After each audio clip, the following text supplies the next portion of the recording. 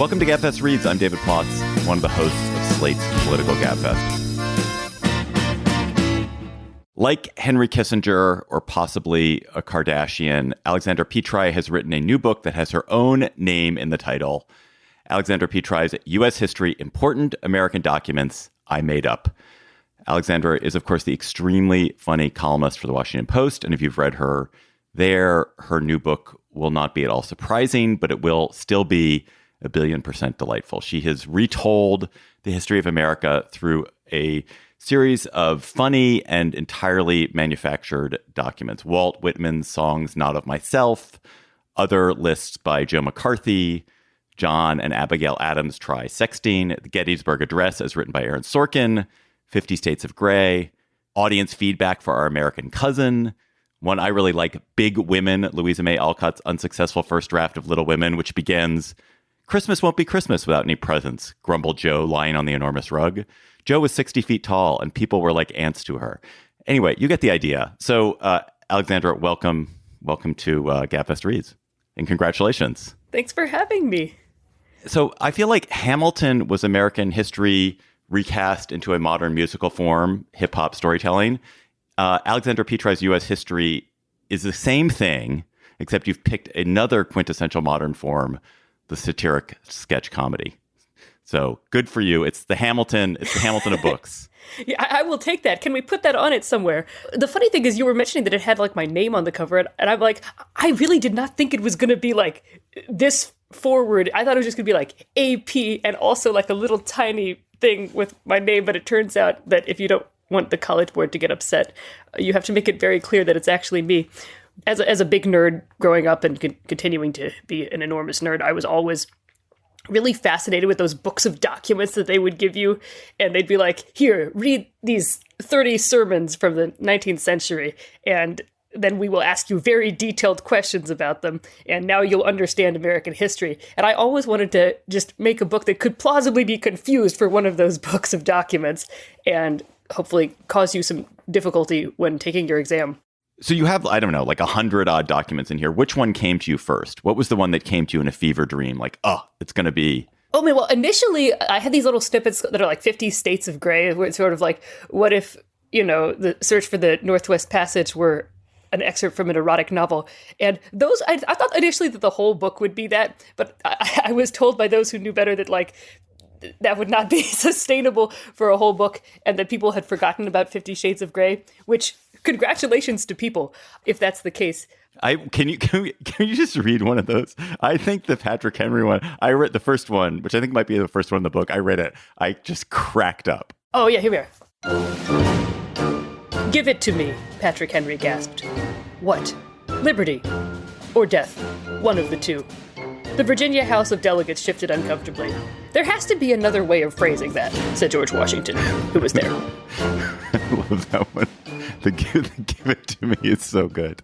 So the 50 States of Grey. What came after 50 States of Grey? So after 50 States of Grey, I became obsessed with Cotton Mather. I was doing this Amtrak writing residency where you go all the way across America on a train, and I was like working on the book proposal at that time, and I was like, as I was riding across like Montana, I'm like becoming obsessed with Cotton Mather. I mean, like, I've got to learn everything about this fascinating churchman from old-timey Massachusetts. And so I was sitting there like reading his account of like the providences of the invisible world. I wrote like so many Cotton Mather things, but none of them were usable. I was like clearly in some sort of fever dream.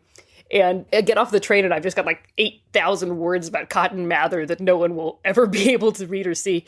And eventually he did make it into the book in a somewhat truncated way where he's doing sort of a ghost hunting show, but the stakes are real lives. But yeah, Cotton Mather came to me first, I'm sad to say, and he's not gone away. You do really have an amazing ear because you parody so many forms. You parody all different kinds of poems, Hemingway, 50 Shades of Grey, Emily Dickinson, titles of American songs. I loved your titles, the American Songbook, the classic American Songbook. You parody PowerPoints, audience reviews, the Puritan Sermon. How did you get the ear for all of that? Like, how did you, if you're going to rewrite YMCA in the style of Walt Whitman, which you're going to read to us in a second. How do you manage that? Well, I'm glad you asked. You sort of lock yourself in a room with the texts until it's sort of like you try. It's like trying to get a song stuck in your head, but sort of verbally. So I was sitting there. I'm like, I just got to steep myself in Walt Whitman. So I was sitting there reading all of Leaves of Grass. I found this guy who did like Walt Whitman spoken word poetry, and I was like, we'll just have this on loop coming through the speakers. It was that thing of like, in Brave New World where everyone goes to sleep and there's a voice being like, I'm so glad to be a beta. I'm awfully glad to be a beta. I'm so glad I wasn't born an alpha, that plays them to sleep every night. Sort of like that, but with, the text that I was trying to evoke. Although there's some authors who like, you actually have to fight them off to avoid sounding like them. But Walt Whitman has like a very distinctive rhythm that was like really hard for me to get. It was really like,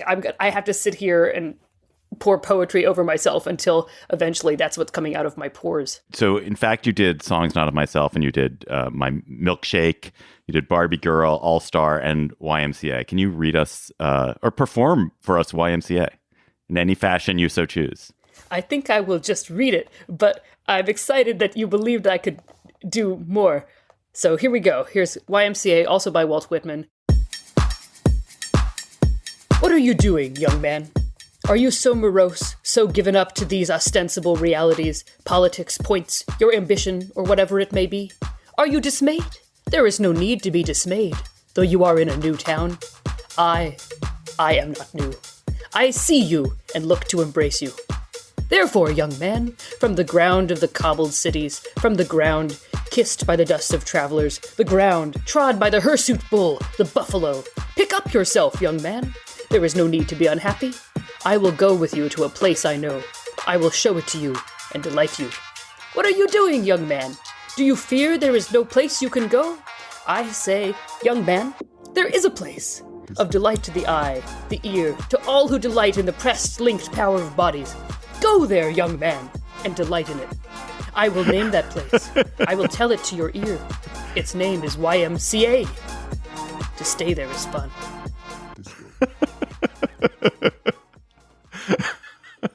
I strongly recommend you read that on your book tour, your year-long book tour. It's so good. Oh, well, thank you. Do you have any grander ambition for Alexandra Petri's U.S. history when you write a book called U.S. History? Beyond making people giggle, are you actually trying to get people to learn U.S. history this way, or not really? I think it's one of those things where I just sort of want to meet you where you are when it comes to U.S. history. So if you're like, please have a little paragraph at the beginning of the thing telling me what the thing is so that I may laugh at it, I will write you a little paragraph. And if you're like, I'm deep into the Melville lore, and if you get anything about Pierre or the ambiguities wrong, I will come at you with a knife. I'm like, you will probably come at me with a knife, but I appreciate so much that you're there.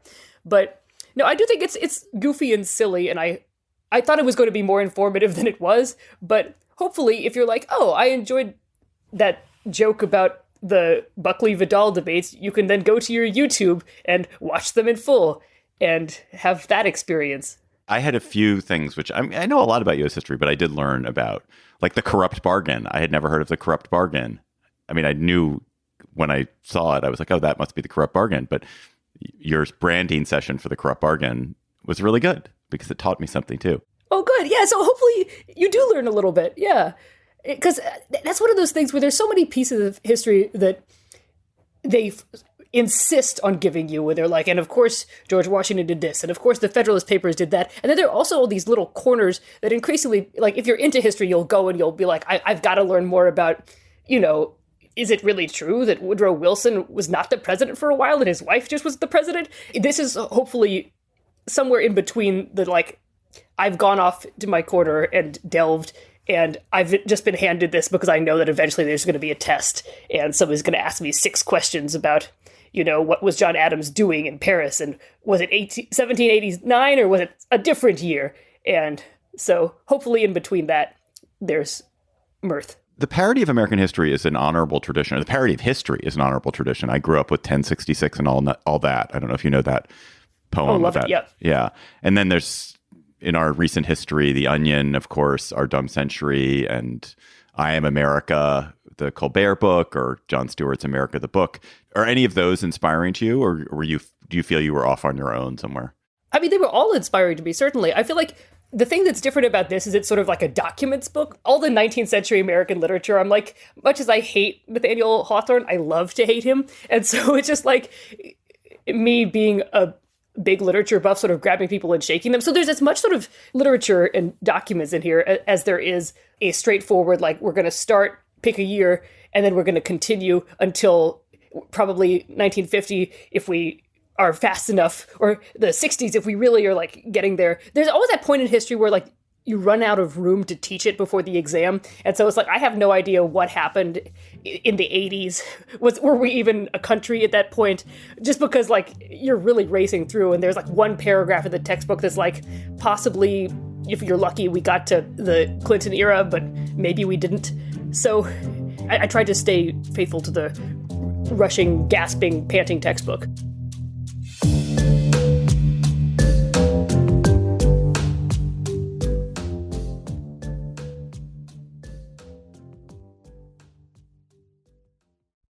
This episode is brought to you by Saks.com. Saks.com editors are always tracking the top styles that are trending right now. Tailored blazers and midi dresses are selling out at Saks.com, especially from brands like Veronica Beard and The Row. And Saks.com editors are seeing Loewe's oversized tote on the streets of New York, Milan, and Paris. If you want your own free personalized trend recommendations, Saks.com stylists can do that and more.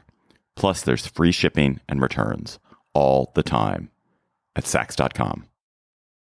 Alexandra, who is the funniest character in American history? That's a really good question. Personally, I think there are so many possible answers to this question. Okay, I'm gonna say, I think Benjamin Harrison is very funny. I think our 23rd president, Benjamin Harrison, everything about him is hilarious. He, at one point, was running for president, and he gave great speeches. Everyone loved the speeches of, Benjamin Harrison, 23rd president, Hoosier, man of the people. Except afterwards, his friend's like, you got to talk to the people. And he says, no, be a human being, Ben, his friend said. And he said, I can't do that. I must be myself. And I think that that's very funny. What did he even mean? He was very, very awkward with people. Everyone said he was like a cold fish, and his handshake was like, I think, shaking like a fish wrapped in brown paper. And he had a goat at the White House named Old Whiskers. He had a lot of animals. He came back twice. You have to respect it. Non-consecutive. No one has done it. And Benjamin Harrison is the only grandson ever to be president. The grandson of a president to be president. So yeah. In the 19th century, they were always setting records. I also think Tesla's very funny because he fell in love with a bird. This is true. This is one thing I learned while I was writing the book. He had a bird that came to him, and he was just like, pigeon, your soul and mine are one, and you are like a woman to me.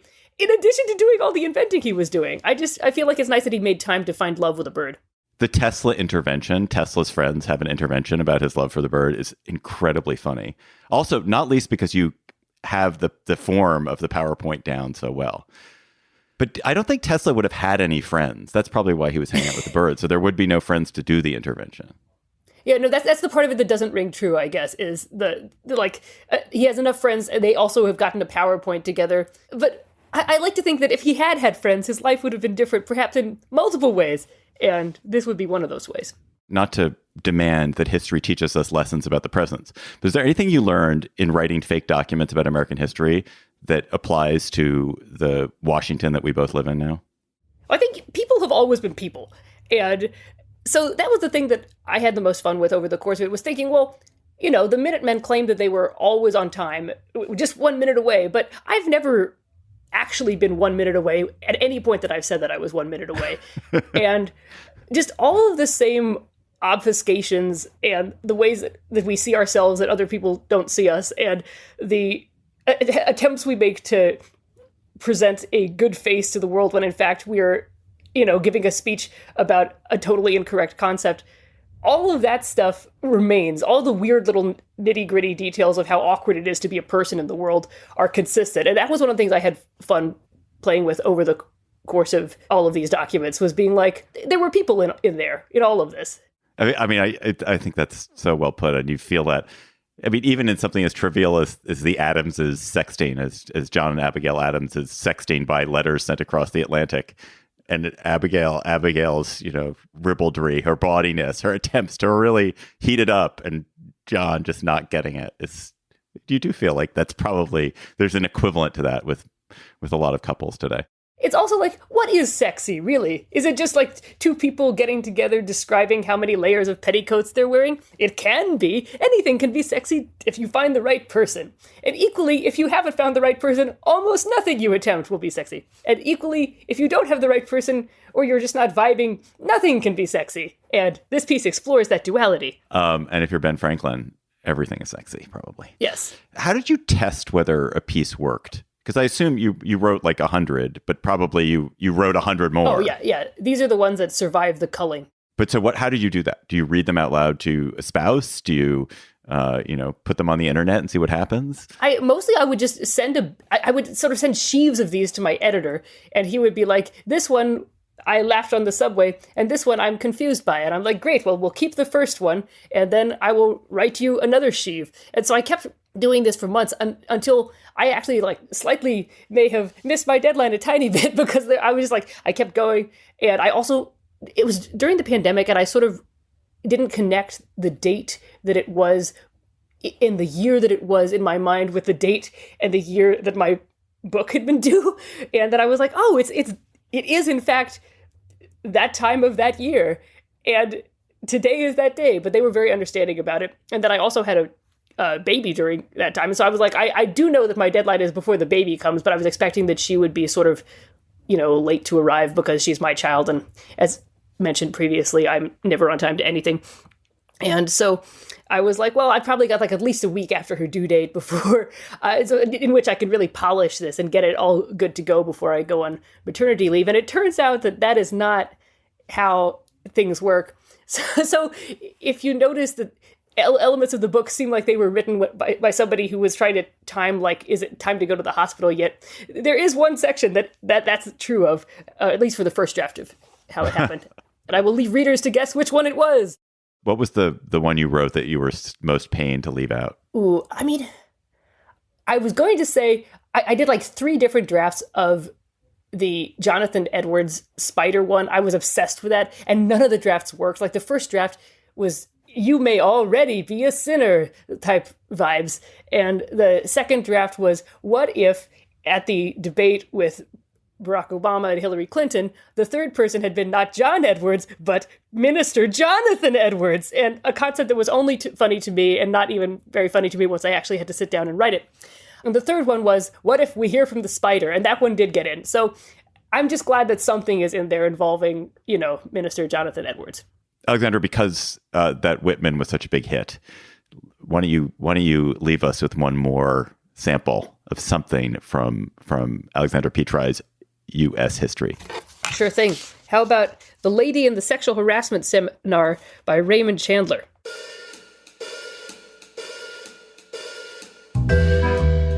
She said it was mandatory. She said it was a sexual harassment seminar. She said I needed to attend it to retain her as a client. Or anyone else for that matter, Marlowe, she said. She looked up at me through her eyelashes, like a Venus flytrap that knew how to apply mascara. She was the kind of broad that a man would walk barefoot over Lego-infested carpet for. I would have filled out redundant forms in triplicate just to get a glimpse of her adjusting the seams on her stockings. This is what I'm talking about, she said. All this narration. I can't help it, I said. It's just how I see the world. She said her name was Velma, and the sexual harassment seminar was at the airport Weston. She took a long last drag on her cigarette, then put it out in the pot of the fern on my desk. The fern had a mean, hard-bitten look, like it knew nobody cared if it lived or died. I hope I didn't kill your fern, she said, but it didn't sound like she hoped very much. You won't be what kills that fern, lady, I said, and neither will I. That fern's been dying a long time. Maybe it'll make up its mind to die today. Maybe it'll live another 100 years. She blinked at me twice, like an umlaut rendered in Morse code. I don't believe that's how plants work, Mr. Marlowe. Could be I'm wrong about plants, I said. Plants are enigmas. They're less enigmatic if you water them, she said. She retrieved her cigarette butt from the fern and held it pinched between 2 slim, elegant fingers. I will see you at the Westin. As I was looking for that in the book, I came across The Waste Cat and Other Suppressed T.S. Eliot Poems. Wait, but what's the FDR one? Oh, yeah. No, the only thing we have to fear is fear itself and the thing that ate Herbert Hoover. So good. All right. What writers bring you the kind of laughing joy that you bring to me and so many other people? Who else should we be reading? I always a big fan of Ali Brosh, Lindy West, Danny Lavery, and R. Eric Thomas is hilarious. So those are folks working today, and Robert Benchley, who is a ghost now, but if he puts anything out new, I will be there for it. I'm so dumb that I was like, Robert Benchley, didn't he write Jaws? But that's Peter Benchley, I guess. I think it's Peter Benchley wrote Jaws. I think that might have been his son, but I could be wrong. Is that right? I could be wrong. The Benchleys, like the Harrisons. Yeah. Or the Bushes. That'd be a fun rep to have for yourself, even if you weren't actually Robert Benchley's son. All right. Alexandra Petri's U.S. History, Important American Documents I Made Up, is available in all good bookstores. And Alexandra is also maybe coming to a town near you, and see her if you can. Alexandra, congratulations. Thank you. Thank you.